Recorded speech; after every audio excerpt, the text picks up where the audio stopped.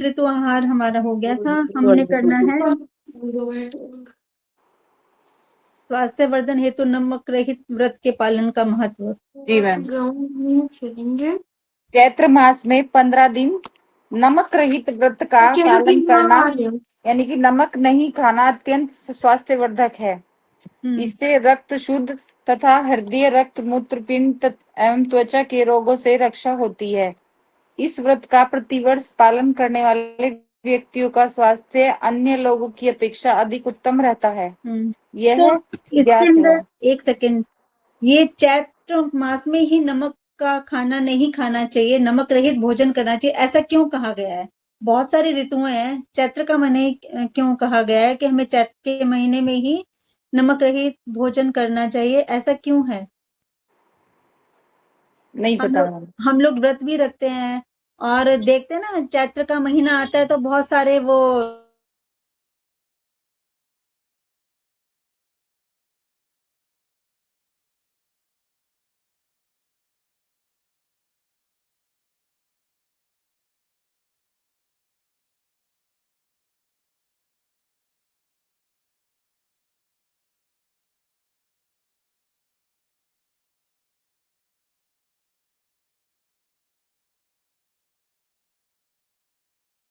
गर्मियां शुरू हो रही होती हैं। बाकी गर्मियों के सीजन आते हैं 2-2 3-3 महीने के, जिसमें बाकी के वर्षा ऋतु और ये सब ऋतुएं आती हैं। तो चैत्र के महीने में हमें कम नमक खाने से क्या होता है, जो हमारी बॉडी में भी चेंजेस, हमारे ब्लड के अंदर चेंजेस आते हैं, हमारा ब्लड भी अपने आप को प्यूरिफाई करता है। ऋतु के साथ हमारा शरीर, आप सभी जानते हैं कि हमारा शरीर प्रकृति से निर्मित है, प्रकृति के 5 तत्वों से मिलकर बना हुआ है। तो जैसे ही प्रकृति चेंज होती है वैसे ही हमारे शरीर में भी परिवर्तन होते हैं। हम इसे पहचान नहीं पाते और इसका आम रूटीन में हम ध्यान नहीं रखते, लेकिन हमारे बड़े बुजुर्ग इन चीजों का ध्यान रखते थे। चैत्र के, मुझे याद है कि चैत्र के महीने में हमें छोटे छोटे नीम की कोपले खिलाई जाती थी, जिससे कि रक्त शुद्ध बना रहे, फोड़े फुंसियां बच्चों को ना निकले इस समय। और बच्चों को चिकन पॉक्स और स्किन से रिलेटेड काफी सारी दिक्कतें होती हैं। वो सब कब होती है? जब हमारे रक्त में अशुद्धि होती है, और नमक कम खाने से रक्त की अशुद्धियां बहुत कम होती हैं और ना के बराबर हो जाती हैं। नमक या तो बिल्कुल 15 दिन नमक ना खाएं, या फिर नमक बहुत सीमित मात्रा में लें, जिससे कि हमारे लीवर और यूरिन से रिलेटेड चीजें और हमारे हार्ट से रिलेटेड रोग जो हैं वो हमारे संयमित रहे, रोग ना बने, हमारा शरीर स्वस्थ रहे। तो नमक ना खाने का रीजन चैत्र के महीने में ये है कि ऋतु परिवर्तन के कारण शरीर के अंदर खून के अंदर जो बदलाव होते हैं, उसके लिए नमक नुकसानदायी है, और इसलिए नमक खाने से आयुर्वेद में मना किया गया है। और ये चीज मैम ये अक्टूबर के महीने में भी ऐसा ही होता है। अक्टूबर में नमक हम लोगों का ऐसा नहीं है कि नमक ना खाएं, थोड़ा नमक खा सकते हैं, लेकिन वहां पर तली हुई चीजों का, ज्यादा भारी चीजों का प्रयोग बनता है। लेकिन चैत्र के महीने में यहाँ पे आयुर्वेद ने स्पेशल कहा है कि नमक रहित भोजन करें, नमक रहित व्रत का पालन करें, नमक ना खाएं। दोनों तरफ जो नवदुर्गे हुए हैं वो उनका भी साइंटिफिक रीजन यही रहा ना। हाँ बिल्कुल, यानी कि इसका आध्यात्मिक है कि हमारे चैत्र के महीने में जो दुर्गा माँ के जो व्रत होते हैं, नवरात्रि जो होते हैं, वो भी बड़े जोर शोर से पूरे भारतवर्ष में मनाए जाते हैं। उत्तर भारत में, दक्षिण भारत में भी, हर भारत के ज्यादातर हिस्सों में मनाया जाता है। और इस समय भोजन नहीं किया जाता है। अब क्या ट्रेंड चल पड़ा है, व्रत वाले दिन कभी कुछ खा लेते हैं, कभी कुछ खा लेते हैं, कभी कुछ खा लेते हैं, ऐसा नहीं होता। व्रत का अर्थ वास्तव में क्या है कि हमें भोजन से दूरी बनानी है, लिक्विड डाइट लेनी है। अगर शरीर को कुछ ना कुछ देना है, लेकिन पानी ज्यादा पीना है, जैसे सब्जियों का जूस हो गया, फल हो गए, ये चीजें हमें ज्यादा खानी होती है, जिससे कि हमारा शरीर स्वस्थ बना रहे, और जो ऋतु परिवर्तन के अनुसार हमारे शरीर में, हमारे खून में परिवर्तन होते हैं, वो सब संतुलित रहें और हम स्वस्थ रहें, जिससे हमें बीमारियां कम से कम हो। जी हाँ। वसंत ऋतु में किए जाने वाले कुछ लाभदायक कृत्य: प्रतिदिन सवेरे 2 ग्राम हर्रे का चूर्ण मधु में मिलाकर लें। ये जो हरड़ होती है, छोटी हरड़, मोटी हरड़, 2 तरह की हरड़ होती है। तो सर्दियों में तो हरड़ को गुड़ के अंदर पीस के उसका चूर्ण बना के ले सकते हैं, जिससे कि हमारा पेट और हमारा लीवर सबसे अच्छा रहता है उससे। 15 दिन खा लो, लीवर की कोई भी बीमारी जॉइंटिस वगैरह होता है उसमें भी बहुत लाभदायक है। लेकिन क्या है, अब जब ऋतु परिवर्तन होता है, चैत्र का महीना होता है, तो इसमें हरड़ को मधु के साथ, शहद के साथ लेना जरूरी है। एक फल, एक वस्तु को या एक चीज को हम अलग अलग ऋतुओं में अलग अलग तरीके से इस्तेमाल करते हैं, जिससे कि उसके गुण धर्म में परिवर्तन होता है और वो हमारे शरीर के लिए स्वास्थ्यवर्धक होता है। सर्दियों में हम हरड़ को गुड़ के साथ ले सकते हैं, लेकिन यहाँ पे जब ऋतु परिवर्तन हो रहा है, गर्मियां शुरू हो रही है, सर्दियां खत्म हो रही हैं, ऐसे समय में हरड़ को मधु के साथ, शहद के साथ मिलाकर लेते हैं। उससे हमारा पाचन तंत्र ठीक होता है, लीवर ठीक रहता है, तो हमारा पाचन तंत्र सही रहता है, बाकी सारी दिक्कतें नहीं होती। हाँ जी। तो दोनों दोनों हरड़ मिक्स करनी है एक साथ में हम? नहीं नहीं, एक ही हरड़। वैसे तो छोटे पीली हरड़, वाली? हाँ, पीली हरड़ ज्यादा लेते हैं, छोटे वाली हरड़ को वैसे चूस लेते हैं, पीली हरड़ ज्यादा उत्तम रहती है। ओके, हम्म। ठीक है। प्रतिदिन सवेरे नीम के 15 कोपल पत्ते 2 काली मिर्च के साथ चबाकर खाएं। नीम के पत्ते इसीलिए जिससे कि रक्त शुद्ध बना रहे। 15 पत्ते नहीं तो कम से कम 5-7 पत्ते, छोटे छोटे, जो कोमल कोमल कोपलें होती हैं, वो स्निग्ध होती हैं, उसको खाने से हमारा रक्त शुद्ध बनाता है, और ये पूरे वर्ष काम करता है। सिर्फ 15 दिन खाने से पूरे वर्ष हमारा ब्लड जो है वो ठीक रहता है, और हमें स्किन एलर्जी, स्किन से जुड़ी बीमारियां कम से कम होती हैं। 7 से 15 दिन सवेरे नीम के फूलों का 15 से 20 ml रस खाली पेट लें। नीम सिर्फ इस इसी ऋतु में नीम का प्रयोग ज्यादा बताया गया है। हाँ जी। नीम के फूल भी तो इसी ऋतु में आते हैं ना? हाँ बिल्कुल। इससे त्वचा विकार और मलेरिया से रक्षा होती है। प्रकृति हमें वही देती है जो उस समय हमारे शरीर के लिए आवश्यक होता है। हाँ जी। ग्रीष्म ऋतु में आहार, एक ऋतु में पाचन शक्ति बंद होती है। मंद इस होती है। मंद, सॉरी।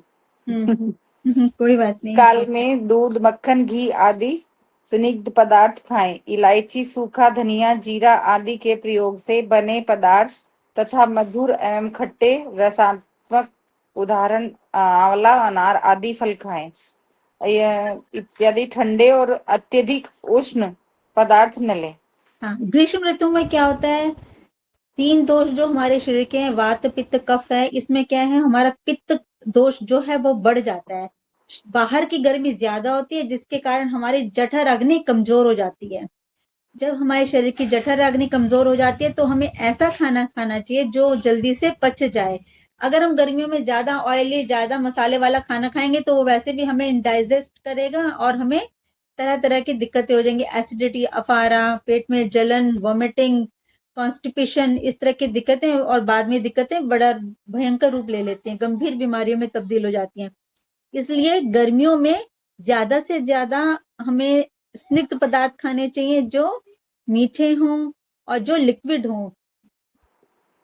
और ठीक है। गर्म, जैसे पुदीना, धनिया होता है, सौंफ है, हरी इलायची है, हम इन सब का प्रयोग कर सकते हैं, और जिससे कि हमारे शरीर में ठंडक पहुंचे। हाँ जी। जी। वर्षा ऋतु में आहार। वर्षा ऋतु वात प्रकोप, पित्त संचय का काल है। इस काल में भोजन से सर्व रसों का सेवन करें तथा उष्ण पदार्थ खाएं। अत्यधिक तैलीय अथवा रूखे पदार्थ न खाएं। द्रव पदार्थ अल्प मात्रा में हो। इस काल में बीच बीच में उपवास करना लाभदायक है। वर्षा ऋतु में जब तेज थोड़ा ठंडा मौसम भी हो जाता है, तो इसमें वात प्रकोप होती है, क्योंकि हमारे शरीर में वात दोष बढ़ जाता है, और पित्त जो होता है वो संचित होता है, रुक जाता है इस काल में। इसलिए हमें सभी तरह के रसों का से निर्मित भोजन हम कर सकते हैं, खट्टा, कड़वा, मीठा, सभी तरह का हम भोजन खा सकते हैं। लेकिन ज्यादा तेलीय और ज्यादा ड्राई, जो रूखे पदार्थ हों, वो हमें नहीं खाने चाहिए। और उपवास भी, उपवास तो हर ऋतु में सही है, उपवास हम हर ऋतु में हम कर सकते हैं, लेकिन गर्मी और बारिश में उपवास सबसे ज्यादा अच्छा रहता है।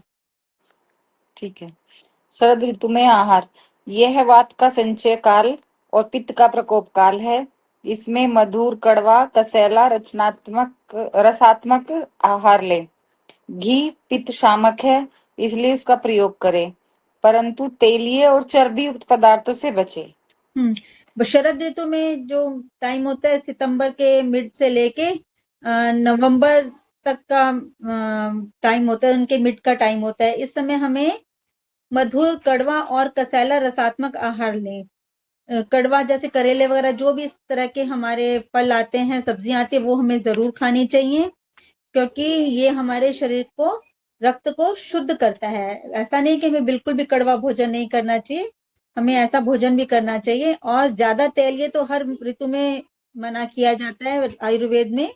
और घी जो है वो पित्त शामक है, पित्त को जी खत्म करता है, इसलिए घी से बने पदार्थ हमें लेने चाहिए। जी। हेमंत ऋतु में आहार। हेमंत ऋतु शीत ऋतु की आरंभिक ऋतु है। इस काल में पाचन शक्ति उत्तम रहती है। इस काल में स्नेह युक्त पदार्थ खाएं, परंतु अत्यधिक ठंडे और रूखे पदार्थों का सेवन न करें। हाँ जी। शिशिर ऋतु में आहार। इस काल में पाचन शक्ति उत्तम होती है। मधुर, खट्टा और नमकीन रसात्मक आहार लें। तीखे, कड़वे, कसैले रचनात्मक पदार्थों से बचें। घी और तेल खाने पर प्रतिबंध नहीं है। कफ का संचय होता है शिशिर ऋतु में। हमारा कफ कफ जी प्रधान ऋतु है। ये दिसंबर के मिड से शुरू होती है और फेब के मिड तक रहती है। तो इसमें हमारी जो पाचन अग्नि होती है वो बड़ी तीव्र होती है। इसलिए जी ठंडियों में जो हम घी से बने लड्डू, पंजीरी, पिन्नी वगैरह सब डालते हैं, तो हमें ऐसा भोजन करना चाहिए जिससे, क्योंकि हमारा पाचन बड़ी उत्तम, जठराग्नि हमारी बड़ी प्रदीप्त होती है और ऐसे भोजन हमें पच जाता है और शरीर के लिए ये उत्तम स्वास्थ्य को प्रदान करते हैं, शरीर के लिए अच्छा है, इसलिए हमें ऐसा भोजन करना चाहिए। जी। संध्या काल में दूध पीने, प्रातः काल में पानी और एवं भोजन के अंत में छाछ पीने का महत्व। दिनांते च पिबन्ति दुग्धम, निशान्ते च पिबतस्य, भोजनान्ते पिबेवकृतम की वशदे प्रयोजनम। किम सुभाषित। वैतस्य प्रयोजनम। हाँ जी। अर्थ तो दिन, संध्या। हाँ जी। हाँ जी, हाँ जी, बोलिए बोलिए, पढ़िए। संध्या काल में यानी कि सोने से पूर्व दूध पिए। प्रातः काल जगने के उपरांत मुख प्रक्षालन कर जल पिए, अर्थात ऊर्जा पान करें। भोजन के अंत में छाछ पिए, तब वैद्य का क्या काम। हाँ, भागवत जी भी और आयुर्वेद हमारा कहता है कि संध्या काल में सोने से पहले दूध पीना चाहिए और सुबह हमें उषा पान करना चाहिए, और भोजन के अंत में छाछ पिए तो हमें वैद्य की जरूरत ही नहीं पड़ेगी। तो दूध, लोग अब क्या है कि दूध सुबह भी देते हैं बच्चों को, कि सुबह स्कूल जा रहे हैं तो दूध दे दो, ऐसा ये नहीं सही है। होना चाहिए। नहीं, ऐसा हाँ नहीं जी। होना चाहिए। कि दूध में जो हमारे लेप्टिन और ट्रिप्टोफैन और लेक्टिन और मैग्नीशियम वगैरह होते हैं, वो सुबह हमारा जो पेट में वात बड़ा होता है वो जल्दी से डाइजेस्ट नहीं कर पाता है। कई बच्चों को एसिडिटी हो जाती है, वॉमिटिंग जैसा लगता है, इसलिए दूध जो है वो गुनगुना या गर्म दूध रात को ही देना चाहिए। दूध रात को पीने से हमारे शरीर को क्या होता है, दिमाग को तनाव रहित करता है, हमारे पाचन को दुरुस्त करता है, जो भी हमें खाना भोजन किया होता है उसको पचाने में हमारी मदद करता है। इसलिए दूध को रात को ही पीना उत्तम माना गया है। और इसको, अच्छा हाँ, अगला पढ़िए। छाछ, सुबह जल पीना, सुबह हाँ जल पीने के लिए। हाँ जी। ये हाँ, संध्या काल में दूध हो गया। हाँ जी। उठने उपरांत जल पीना। प्रातः नहीं सर, उठने के उपरांत मुंह इसका धोकर। इसका इन्होंने वो बताया, क्या कहते हैं, आध्यात्मिक उसका भी है। संध्या के समय वायुमंडल में रज तमात्मक तरंगों के प्रवाह के माध्यम से, ये वाला रह गया हमारा कोई नहीं, मैं दूध पढ़ का। रही हूँ। हाँ संध्या जी। काल में दूध सोने से पूर्व।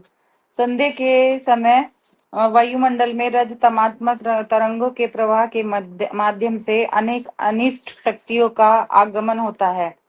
रात्रि काल पूर्णतः अनिष्ट शक्तियों से के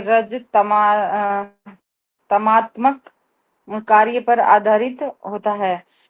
अतः इस काल में सगुण तत्व रूप चैतन्य के स्रोत दूध के सेवन से इन प्रबल दर्शक रज तमात्मक अनिष्ट शक्तियों के प्रभाव से जीव की रक्षा होती है।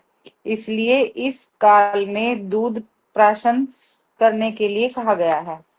आयुर्वेद जो है तम तम रजस और सतो गुण पर भी प्रभाव अपने विचार रखता है। बोलते हैं कि संध्या के समय वायुमंडल में अनेक रज और तमात्मक तरंगे प्रभावित होती हैं, रजोगुण से भरी हुई और तामसिक प्रवृत्तियां अनिष्ट शक्तियां जो होती हैं वो संध्या के समय प्रबल होती हैं। रात्रि काल में पूर्णतः अनिष्ट शक्तियों के रज और तमात्मा कार्य पर आधारित होता है। रात्रि काल जो अनिष्ट शक्तियों का प्रभुत्व रहता है, इसलिए दूध जो है वो सत्व गुण को प्रदर्शित करता है। तो हमें इस काल में दूध पीने से हमारे अंदर सत्वगुणी प्रवृत्ति रहती है, और अनिष्ट शक्तियों का जो तामसिक है, राजसिक और तामसिक अवगुण है, वो हमारे प्रभावित नहीं करते। इसलिए रात को दूध पीना उत्तम माना गया है। ठीक है मैम। प्रातः उठने के उपरांत मुंह धोकर जल पीना। जल पिए, क्योंकि जल जिस प्रकार पुण्य कारक है उसी प्रकार वह पाप हारक भी है। रात्रि काल में रज तमात्मक वायुमंडल में देह पर सोने वाले निष्ठ शक्तियों के सूक्ष्म आक्रमणों के कारण देह और मुख की रिक्त इन तरंगों से युक्त बनी होती है।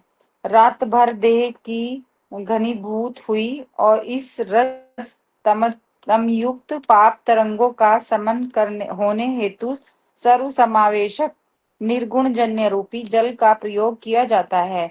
जल पीने से देह रज तमात्मक तरंगों के संक्रमण से मुक्त होता है। इसलिए रात भर के पापयुक्त रज तम का निर्दलन करने हेतु प्रातः जल पीने से के लिए कहा गया है। प्रातः जल पीकर देह की शुद्धि करने के उपरांत ब्रह्म मुहूर्त का साधना के लिए बैठने में और साधना की सात्विकता देह के रजतम की उच्चाटन हेतु खर्च नहीं होती। हाँ, ये जो है ये साधकों के लिए है। जो पहले गुरुकुल में बच्चे रहा करते थे, उनका साधना का भी नियम होता था। तो इन्होंने कहा है कि सुबह उठकर जल पिए। कैसा जल पीना चाहिए? गुनगुना जल। गुनगुना। हाँ, इसमें जल को पुण्य कारक कहा गया है, और ये पाप हारक भी है। पाप हारक है इसीलिए पुण्य कारक माना गया है।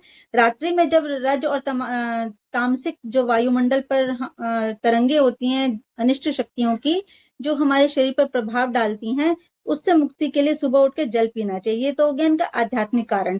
ये साधनात्मक बच्चों के लिए कहा है, जो गुरुकुल में रहते थे और जो ब्रह्म मुहूर्त में 3:30 बजे उठ के साधना क्या करते थे। लेकिन इसका एक जो हमारा आयुर्वेदिक कारण है, वो है कि सुबह जल पीने से हमारे शरीर के टॉक्सिन्स बाहर निकलते हैं। सुबह गुनगुना पानी पीने से हमारे शरीर के टॉक्सिन्स बाहर निकलते हैं, जिससे हमारा मेटाबॉलिज्म तेज होता है, हमारी पाचन शक्ति अच्छी होती है, और इससे जो हमारे शरीर के अंदर टॉक्सिन्स जमाने से हमारे ज्वाइंट पेन होते हैं, उसमें बिना किसी दवाई के भी बहुत हद तक हमें राहत मिल जाती है। जोड़ों के दर्द में राहत मिलती है।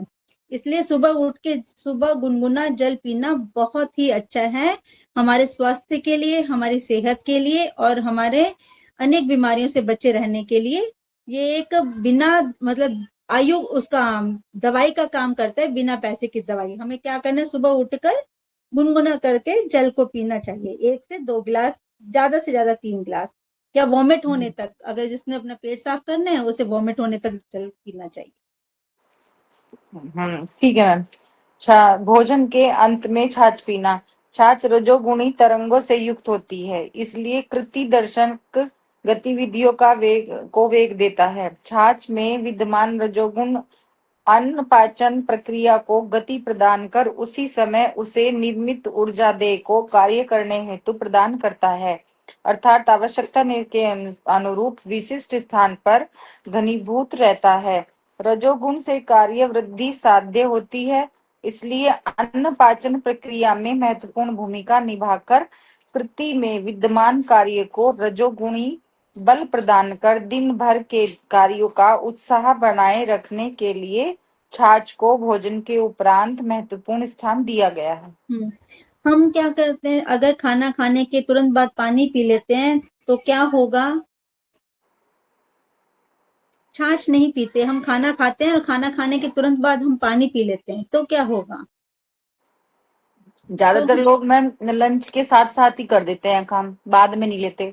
ये गलत बात है। लंच के साथ साथ भी पानी पीना ठीक नहीं है। एक आधा घूंट पी लेते हैं, जैसे हमसे बिल्कुल नहीं रहा जा रहा तो 1-2 घूंट ठीक है। नहीं, लेकिन छाछ मैम। हाँ, छाछ पी लेते हैं। छाछ पीना है खाने के साथ साथ पी लो, अदरवाइज खाने के बाद पी लो। लेकिन पानी पियेंगे तो क्या होगा?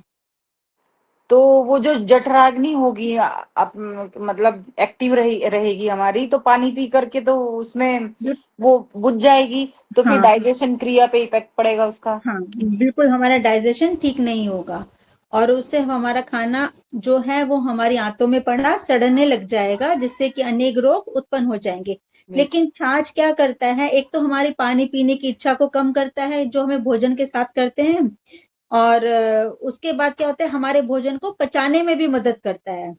दूध दूध से दही बन के दही का हम क्या करते हैं, छाछ बनाते हैं। जी। इसलिए छाछ जो है वो बहुत हल्के रूप में होता है और वो हमारे भोजन की पाचन क्रिया में हमारी मदद करता है और भोजन को पचाकर हमें ऊर्जा प्रदान करता है, जिससे कि हम ऊर्जावान रह के और हमें काम, जब भोजन हमारा अच्छे से पच जाएगा तो हमारा मन भी ठीक रहता है, हमारे काम करने में उत्साह भी बना रहता है। और हम छाछ को और ज्यादा अच्छा बना सकते हैं, उसमें सौंफ, जीरा, काली मिर्च और काला नमक डाल के, और छाछ जो है एसिडिटी को भी खत्म करता है। जी मैम, लेकिन मैम मेरा बेटा तो वो लेता है दही, दही में चीनी डाल के, या खांड, अब गर्मी हो रही है तो। हाँ दही तो जरूर, वाघभट जी ने कहा है कि जो रोज एक कटोरी दही खाता है तो मुझे समझ ही नहीं आता कि वो बीमार क्यों होता है। अर्थात दही खाने से बीमारियां हमारे नजदीक आती ही नहीं है। दही बहुत जरूरी है, प्रोबायोटिक होता है। तो दही तो मीठी दही बहुत तो नुकसान नहीं देगी ना मैम? नहीं, बिल्कुल मीठी दही फायदेमंद है, बल्कि इसमें नमक वगैरह नहीं डालना चाहिए। जी मैम। मीठी ठीक। दही बहुत उत्तम है। हाँ जी। नेक्स्ट, पर्यावरण, आरोग्य विज्ञान एवं जल आपूर्ति। पर्यावरणीय विज्ञान के पर्यावरण के भौतिक, रासायनिक, जैविक अवयवों के बीच पारस्परिक क्रियाओं का अध्ययन है। पर्यावरण विज्ञान पर्यावरणीय व्यवस्था के अध्ययन के लिए समन्वित, परिमाणात्मक एवं अंतर विषयक दृष्टिकोण उपलब्ध कराता है। पर्यावरणीय वैज्ञानिक पर्यावरण की गुणवत्ता की निगरानी करते हैं, स्थलीय और जलीय पारिस्थितिक व्यवस्था पर मानवीय कृत्यों की व्याख्या करते हैं तथा पारिस्थितिकी व्यवस्था की बहाली के लिए रणनीतियां तैयार करते हैं। इसके अलावा पर्यावरणीय वैज्ञानिक योजनाकारों की ऐसे भवनों, परिवहन कॉरिडोरों अथवा उपयोगिता के विकास तथा निर्माण में सहायता करते हैं, जिनके जल संसाधनों की रक्षा हो जिनसे जल संसाधनों की रक्षा हो तथा भूमि का सदुपयोग हो। पर्यावरणीय विज्ञान की अंतर विषयक प्रकृति होने के कारण विशेषज्ञ दल पर्यावरणीय अनुसंधान करने या पर्यावरणीय प्रभाव के विवरण, जैसा कि अमेरिकी राष्ट्रीय पर्यावरणीय नीति अधिनियम या सरकारी कानूनों के तहत अपेक्षित है, सामान्यतः एक साथ मिलजुल कर कार्य संचालित करते हैं। चूंकि ज्यादातर पर्यावरणीय मुद्दे मानवीय गतिविधियों से संबंधित होते हैं, अतः पर्यावरणीय विज्ञान के साथ अक्सर अर्थशास्त्र, विधि, समाज विषयों का अध्ययन भी कराया जाता है। पर्यावरणीय विज्ञान के अंतर्गत जलवायु परिवर्तन, संरक्षण, जैव विविधता, भूमि जल तथा मृदा संदूषण, प्राकृतिक संसाधनों का प्रयोग, कचरा प्रबंधन, सतत विकास, वायु प्रदूषण, शोर से होने वाले प्रदूषण जैसे मुद्दों को शामिल किया जाता है।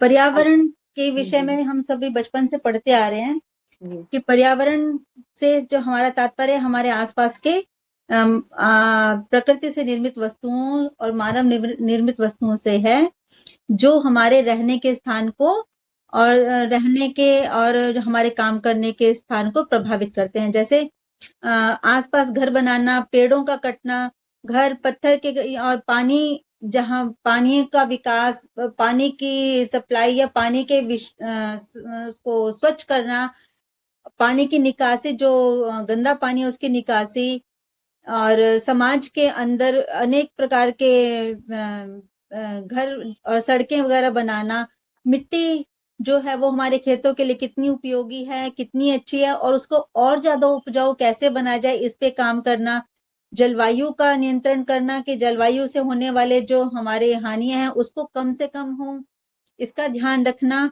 और पर्यावरण का संरक्षण करना, पेड़ पौधों का, हमारी मिट्टी जो खेतों की मिट्टी है, जो उपजाऊ मिट्टी है उसका संरक्षण करना, उसको उपजाऊ बनाए रखने के लिए प्रयासरत रहना, और वायु हमारी जो, जिससे हम सांस लेते हैं, जिससे हमारी वनस्पति उगती है, वायु, इसको स्वच्छ रखने में हर व्यक्ति का योगदान किस प्रकार हो, और हमारा जो वैज्ञानिक वगैरह है वो इस पे किस प्रकार काम कर रहे हैं, और सबकी जिम्मेदारी कितनी होनी चाहिए, कौन किसको कितना अच्छा काम करना चाहिए, इन सब बातों का ध्यान रखना, ये सब पर्यावरणीय जो हमारे जो टीम होती है सरकार की, वैज्ञानिकों की, वो सब काम करती है। ध्वनि प्रदूषण ना हो, ध्वनि प्रदूषण से होने वाली हानियां, इन सबको नियंत्रित, सभी प्रकार के प्रदूषणों को नियंत्रित करना, पर्यावरण संबंधी हमारे जो वैज्ञानिक होते हैं इस पर काम करते हैं और हमारे पर्यावरण की रक्षा में योगदान करते हैं। हाँ जी। जी। हालांकि पर्यावरण का अध्ययन कम से कम तब से तो कराया ही जा रहा है जब से विज्ञान का अध्ययन हो रहा है, लेकिन 1960 और 1970 के दशक में पर्यावरणीय व्यवस्था का अध्ययन एक स्थायी और सक्रिय वैज्ञानिक अन्वेषण के क्षेत्र में उभरकर सामने आया है। इसकी आवश्यकता इसलिए हुई है कि गंभीर पर्यावरणीय समस्याओं के विश्लेषण के लिए वृहद बहुविषयक दल की आवश्यकता महसूस की गई और पर्यावरणीय समस्याओं के निराकरण के वास्ते निर्दिष्ट पर्यावरणीय अन्वेषण के लिए अपेक्षित स्थायी पर्यावरणीय कानूनों तथा पर्यावरण के प्रति जनता के बढ़ती हुई जागरूकता का संचार है।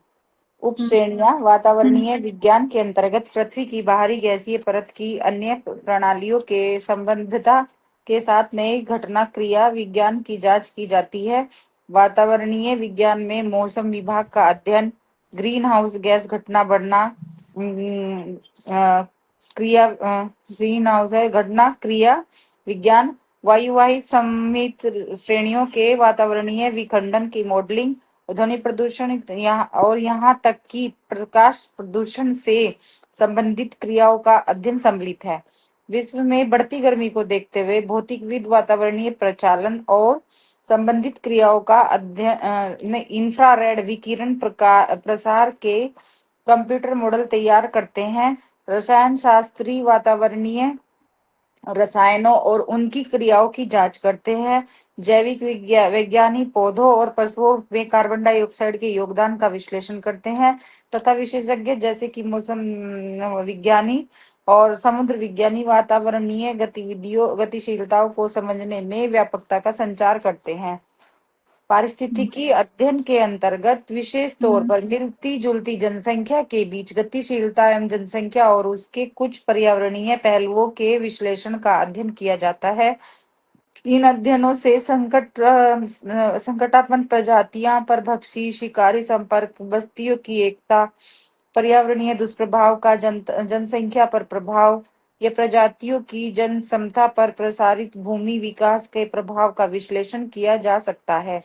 पारिस्थितिकी प्रणाली के अंतर विषयक विश्लेषण की काफी व्यापकता है और इसके पर्यावरण से संबंधित कई क्षेत्रों को शामिल किया जा सकता है। उदाहरण के तौर पर नदी मुख के आसपास प्रस्तावित औद्योगिक विकास के समय इस बात की जांच कर ली जानी चाहिए कि उससे जल प्रदूषण, वायु प्रदूषण से कुछ एक प्रजातियों पर असर पड़ सकता है। इस अध्ययन के अंतर्गत जीव विज्ञानी वनस्पतियों का अध्ययन करेंगे और रसायन शास्त्री जल प्रदूषकों से होने वाले दलदल का और भौतिकविद वायु प्रदूषण का अध्ययन करेंगे और भूवैज्ञानिक दलदल मिट्टी कीचड़ के बारे में समझने की में सहायता करेंगे। पर्यावरणीय रसायन विज्ञान पर्यावरण के रासायनिक तत्वों का अध्ययन का क्षेत्र और अध्ययन के प्रमुख क्षेत्रों में मृदा संदूषण और जल प्रदूषण शामिल है। हाँ जी, पर्यावरण के विषय में हम लोग बचपन से ही पढ़ते आ रहे हैं। पर्यावरण में बहुत सारे हमारा आसपास का वातावरण, हमारी जीवन शैली, हमारी सामाजिक जीवन शैली, सभी चीजें शामिल हैं, हमारी प्रकृति भी शामिल है। लेकिन इसको मनुष्य के द्वारा पर्यावरण को बहुत ज्यादा हानि पहुंचती है। सिर्फ एक, अगर हम वनों को काटना, तो हम लोग काफी समय से सुन रहे हैं कि इससे वनों को काटने से हमारी मिट्टी खराब होती है, जिसके कारण हमारा वायु प्रदूषण भी जिससे बढ़ता है, और ओजोन किरणों पर जिसका प्रभाव पड़ा है, जिससे कि ग्लोबल वार्मिंग की स्थिति आ चुकी है कि हम लोग देख ही रहे हैं कि कितनी गर्मी बढ़ गई है। पहले इतनी गर्मी नहीं हुआ करती थी। हम लोग अब घरों में रहते थे, पहले जो कच्चे मिट्टी के घर हुआ करते थे तो उससे नंगे पैर मिट्टी पे चलना, और पेड़ों की जो छाया होती थी उससे काफी सारी ऑक्सीजन वगैरह मिला करती थी। लेकिन अब वो धीरे धीरे चीजें खत्म होती जा रही है। अब जो है कंक्रीट के जंगल खड़े होते जा रहे हैं, ऊंची ऊंचे बिल्डिंगे, ऊंचे ऊंचे मकान, एसी लगे हुए हैं। गर्मी के अंदर देखो, आप अपनी गली में नहीं खड़े, स्ट्रीट घर से बाहर नहीं खड़े हो सकते दिन में, क्योंकि हर तरह एसी चलता है और वहां का तापमान ऑटोमेटिकली बढ़ जाता है। तो कहीं ना कहीं हम सब इस पर्यावरण को, अपने पर्यावरण को खराब करने के लिए दोषी हैं। इसको हमें क्या करना चाहिए, हमारी जीवन शैली अगर इस तरह के, तो पेड़ों को लगाना चाहिए।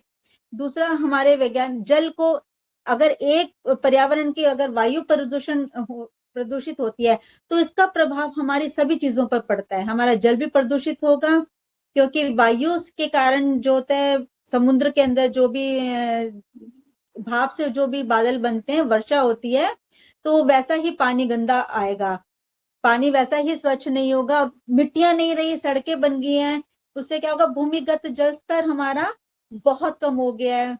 हमारी मृदा जो है उपजाऊ, वो बहुत कम हो गई है। मिट्टी की उपजता कहीं कहीं बहुत ज्यादा कम हो गई है, जिसको बनाने के लिए समय समय पर हमारे वैज्ञानिक इसकी जांच करते रहते हैं। और वायु प्रदूषण, और उसके बाद हमारा जो है ध्वनि प्रदूषण, जिससे कि गाड़ियों के शोर से वायु प्रदूषण भी होता है, ध्वनि प्रदूषण भी होता है, और जिसके कारण बहुत सारी दिक्कतें होती हैं। सुनने की क्षमता पर प्रभाव पड़ता है हर तरफ शोर रहने से, और गाड़ियों के निकलते धुएं से हमारी वनस्पतियों को भी प्रभाव पड़ता है, और हम लोगों, इंसानों को भी ये धुआं हमें नुकसान पहुंचाता है, श्वसन को, हमारे श्वसन तंत्र को खराब करता है। हाँ जी। ऐसा विश्लेषण के जीवन।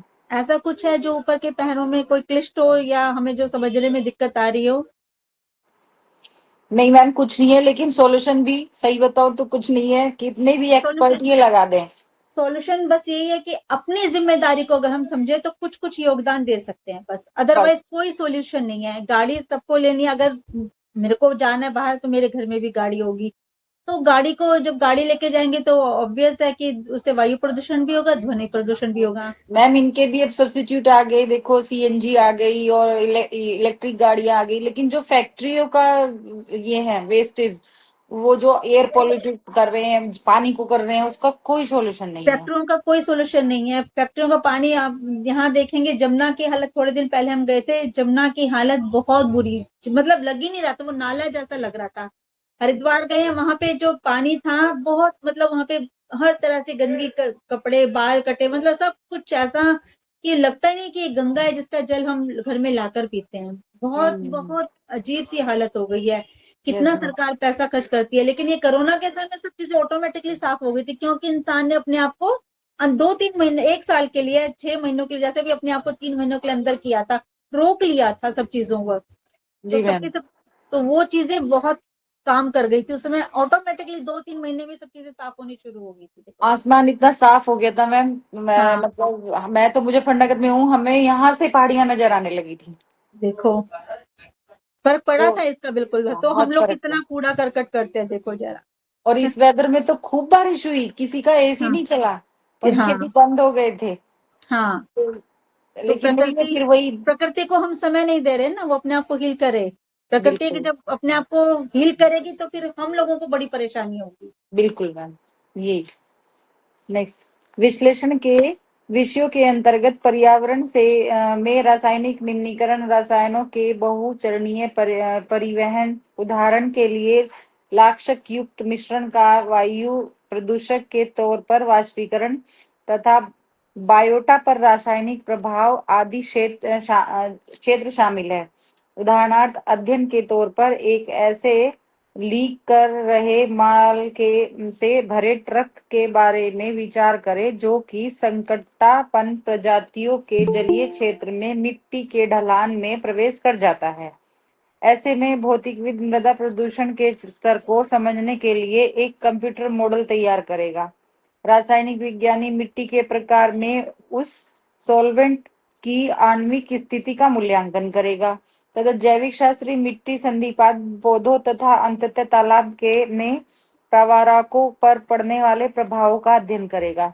जो संकटपन प्रजातियों का जलीय भोजन है। भूमि विज्ञान के अंतर्गत पर्यावरणीय भूविज्ञान, जल विज्ञान, भौतिक भूगोल, जलवायु विज्ञान तथा भू आकृति विज्ञान शामिल है। इसमें समुद्र विज्ञान तथा अन्य संबद्ध क्षेत्र में भी सम्मिलित हो सकते हैं। मिट्टी कटाव के अध्ययन के उदाहरण के रूप में मृदा वैज्ञानिकों द्वारा भूमि कटाव का अध्ययन किया जाएगा और जल विज्ञानी स्थल मार्ग बहाव में तलछट परिवहन की जांच में सहायता करेंगे। भौतिकविद पानी प्राप्त होने में, लाइट ट्रांसमिशन में परिवर्तनों के मूल्यांकन में योगदान करेंगे। जीव विज्ञानी पानी में गंदगी बढ़ने से उनका वनस्पति पर होने वाले प्रभाव की जांच करेंगे। पर्यावरण मूल्यांकन वह प्रक्रिया है जिसके जरिए पर्यावरण सुरक्षा और सतत विकास पर विचार हो सकता है।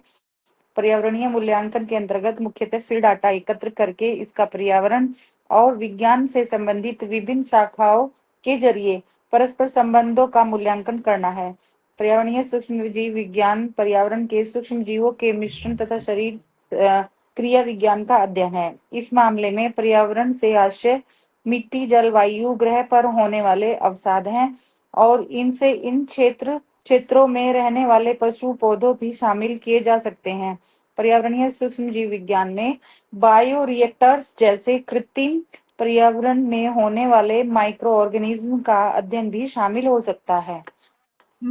हाँ, इन्होंने कहा है कि जैसे एक ट्रक जा रहा है जिसमें वायु का प्रदूषण करने के लिए एक लाक्षय युक्त मिश्रण है जो कि लीक हो रहा है, उसका वो मिट्टी से वो ऐसे जगह पे ढलान पे जा रहा है जहाँ पे लोप हो रही प्रजातियां रह रही हैं। तो उससे क्या होगा, वो उसकी जांच करेंगे हमारे भौतिकवादी या हमारे भौतिकविद, मतलब हमारे वैज्ञानिक जांच करेंगे कि मिट्टी का इस पे क्या प्रभाव पड़ा और मिट्टी से फिर वहां पर पानी पे इसका क्या प्रभाव पड़ा, वो पानी में रहने वाले जीवों पर इसका क्या प्रभाव पड़ा और वो पानी जो वहां पर रहने वाले आसपास के जीव जंतु हैं, पशु पक्षी हैं, वो पी रहे हैं, उस पर इसका क्या प्रभाव पड़ा। अगर वहां पर आसपास मनुष्य भी हैं तो वो पशुधन के साथ जो मनुष्य रहते हैं वो पशुओं का दूध पीते हैं, पशुओं को मांस खाना, इस तरह एग्स वगैरह खाना, तो उन पर क्या प्रभाव पड़ेगा। अगर एक दूषित चीज है, अगर जल का स्तर खराब होता है तो उससे कितनी सारी हानियां हैं, घूम फिर कर एक साइकिल चलता है, वहां की वनस्पतियां खराब होती है, वनस्पतियां और पशु पक्षियों पर इसका बुरा प्रभाव पड़ता है, वो सीधा इंसानों पर भी उसी का बुरा प्रभाव पड़ता है, क्योंकि इंसान वहां का जल पीते हैं, पेड़ों से भोजन खाद्य सामग्री लेते हैं, पशुओं से खाद्य सामग्री लेते हैं, तो ऑटोमेटिकली इसका बुरा प्रभाव मनुष्यों पर भी पड़ता है। तो तब इन्होंने कहा है कि पर्यावरण जो है ये इसका हमारे पर्यावरण का से आशय है जल, मिट्टी, वायु और ग्रह पर होने वाले सारे दोषों से है। कोई एक प्रजाति सिर्फ मनुष्य ही इससे प्रभावित तो ऐसा नहीं है, सिर्फ मिट्टी ही इससे प्रभावित तो ऐसा नहीं है, बल्कि पूरी प्रजाति, पूरा साइकिल इससे प्रभावित होता है, क्योंकि सब एक दूसरे से जुड़े हैं। हम लोग पेड़ पौधों से भोजन लेते हैं, पशुओं से भोजन लेते हैं, तो वो सब इस तरह के दूषित भोजन, पानी पीने से, दूषित मिट्टी में उगे हुए वनस्पतियां खाने से सभी बीमार पड़ेंगे। पेयजल वह जल है जिसका उपयोग पीने या भोजन तैयार करने में किया जाता है। अच्छे स्वास्थ्य को बनाए रखने के लिए आवश्यक है पेयजल की मात्रा भिन्न होती है और यह शारीरिक गतिविधि स्तर, उम्र, स्वास्थ्य संबंधी मुद्दों और पर्यावरण की स्थिति पर निर्भर करता है। संध्या कार्य से पता चलता है कि जल का सबसे महत्वपूर्ण चालक जो जल की आवश्यकताओं से निकटता से जुड़ा हुआ है, ऊर्जा व्यय है। जो लोग उष्ण जलवायु में काम करते हैं उनके लिए प्रतिदिन 16 लीटर तक की आवश्यकता होती है। विकसित देशों में नल जल पेय जल की गुणवत्ता के मानकों को पूरा करता है, भले ही वास्तव में भोजन की तैयारी में केवल एक छोटा सा भाग उपभोग किया जाता है। नल जल के अन्य विशिष्ट उपयोगों में धावन, शौच, सिंचन अंतर्गत है। धूसर जल का उपयोग शौच और सिंचन के लिए भी किया जा सकता है। यद्यपि सिंचन के लिए इसका उपयोग संकट में हो सकता है। विषाक्त पदार्थों या विकीर्ण ठोस पदार्थों के स्तर के कारण भी जल अस्वीकार्य हो सकता है। जल की हमारे जीवन में बहुत आवश्यक है, ये हम सभी जानते हैं। न सिर्फ पीने के लिए बल्कि बाकी की दिनचर्या के लिए भी जल बहुत महत्वपूर्ण है। प्रतिदिन 16 लीटर तक के एक व्यक्ति को जल की जरूरत होती है, जिसमें उसके सभी काम होते हैं, पीना, नहाना, खाना पीना, सब चीजें। और इसके लिए जल जल है वो, उसमें क्या है कि हमें जल का प्रयोग क्या है। दूसरा जल जो थोड़ा सा मिट्टी वाला जल होता है, थोड़ा सा गंदला सा जल होता है, उसका उपयोग शौच या सिंचाई करने के लिए हम कर सकते हैं। लेकिन सिंचाई के लिए भी ये नुकसानदायक हो सकता है, क्योंकि अगर उसके अंदर ऐसे खनिज ऐसे हुए कि जो हमारी सिंचाई को ही खराब कर दें, तो वो जल भी हमारे लिए नुकसान करता है। इसलिए जल को बहुत अच्छे से संभाल के इस्तेमाल करना चाहिए, उसको दूषण कम से कम करना चाहिए। कई जैसे अब अभी आपने कहा था कि फैक्ट्रियों का जो कूड़ा होता है, ये सब क्या कर रहा है, हमारे जल को दूषित ही कर रहा है। ये दूषित जल सिंचाई में भी काम आता है। इसको अगर प्यूरिफाई अच्छे से नहीं किया जाता तो ऐसे हमारी खाद्य सामग्रियां जो है, जिनकी हम खेती करते हैं, वो उन पर भी इसका प्रभाव पड़ रहा है, वो भी हाँ, हमारी इससे दूषित हो रही है। क्योंकि तो भूमि में भी अंदर पानी से वो हाँ, पूरी हमारी जमीन। मिट्टी, हाँ, हमारी मिट्टी खराब हो रही है। हम्म। पानी का परीक्षण एवं जांच के प्रकार। कठोरता परीक्षण। पानी की शुद्धता के लिए पानी में मौजूद कठोरता के स्तर की जांच करना। सिद्धांत। इस परीक्षण में अभिक्रमक बी और अभिक्रमक D25 और अंतरंग की जांच करता है। अंतिम रंग पानी में कठोरता के स्तर को इंगित करता है और सामग्री की आवश्यकता है। अभिक्रमक बी, अभिक्रमक D25, पानी का नमूना, टेस्ट ट्यूब। हाँ, पानी के लिए ये सब इन्होंने साइंटिफिक चीजें बताई हैं, जिससे पानी के गुणवत्ता की जांच हो सके। लेकिन एक साधारण तरीका जो बहुत पुराने समय से इस्तेमाल करते आ रहे हैं, पानी को दो तीन तरीके होते हैं। एक तो दो तीन बर्तनों में पानी रखना, रेता, मिट्टी, कंकड़ डालना, और धीरे धीरे पानी रिसते आता है, जो नीचे के बर्तन में पानी आएगा वो स्वच्छ होगा। और इससे आश्वासन भी, विधि। हाँ, और इससे भी एक आसान उपाय होता है। जामुन की जो लकड़ी होती है, डंडी छोटी सी, जामुन के टहनी की छोटी सी डंडी, कोई 3-4 इंच की, वो पानी के टैंक में डाल दो, और 1 महीने तक उससे पानी हमारा स्वच्छ रहेगा, पानी हमारा खराब नहीं होगा। ऐसा भी इस्तेमाल किया जाता है। तो मैम हरी वाली डंडी डालेंगे जामुन की?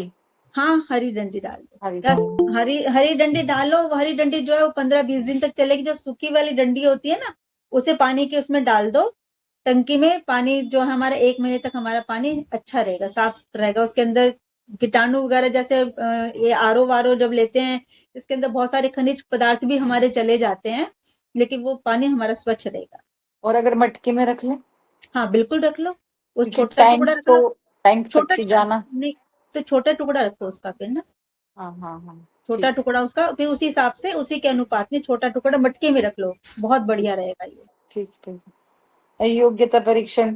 पानी में मौजूद क्षारीयता के स्तर का अध्ययन करने के लिए सामग्री, आवश्यक सामग्री, जल परीक्षण किट, पानी का नमूना आदि। तो क्लोराइड परीक्षण।